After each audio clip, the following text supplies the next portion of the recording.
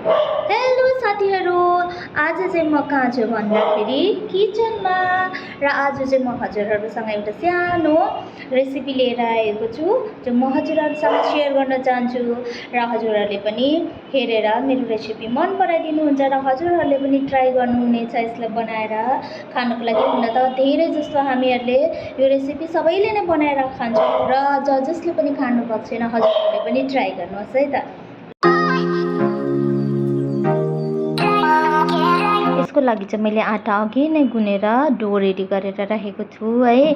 आटामा चाहिँ अलिकति नुन अनि अलिकति रिफाइन ओइल हालेर गुनेर डो गरेर राखिसकेको छु र आधा घन्टा पछि अब म कौडी रेडी गर्दैछु है त साथीहरू।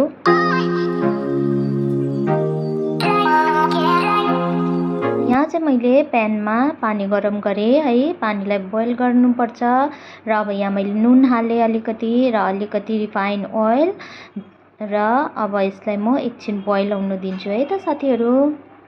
तबसम्मको लागि म स्टिर गर्नुको लागि यहाँनिर बर्तन रेडी गरेँ र पानी पनि गरम हुँदैछ र पानी बोइल हुनु आँट्दाखेरि अब म कौडीलाई यो पानीमा हाल्दैछु है त।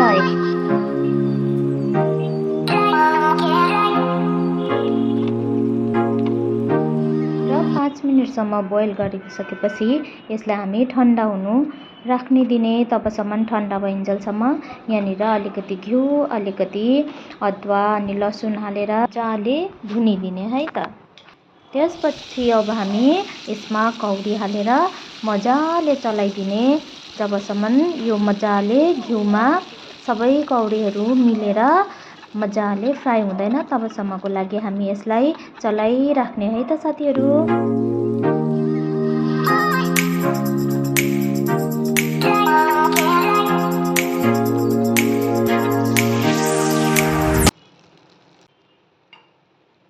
साथीहरू अब यो मजाले घिउसँग फ्राई भइसकेपछि चाहिँ अब हामी पाकिसकेको दाललाई यहाँ माथिबाट हाल्नेछौँ है त।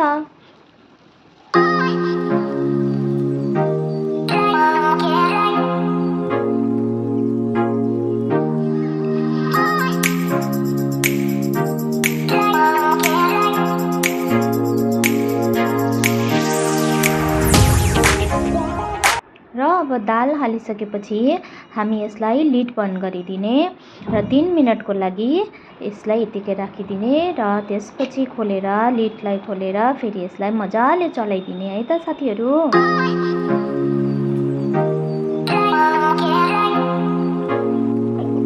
र अब चाहिँ कौडी डिस पाकेर रेडी भइसकेको छ। अब म चाहिँ यहाँ सर्भ गर्दैछु र म चाहिँ यसलाई माथिबाट क्याबेज क्यारट है अनि अनियनहरू मिक्स गरेर मजाले कोरिएन्डरले माथिबाट यसलाई गार्निस गरिदिनेछु ताकि हेर्नुमा पनि राम्रो लागोस् है त साथीहरू।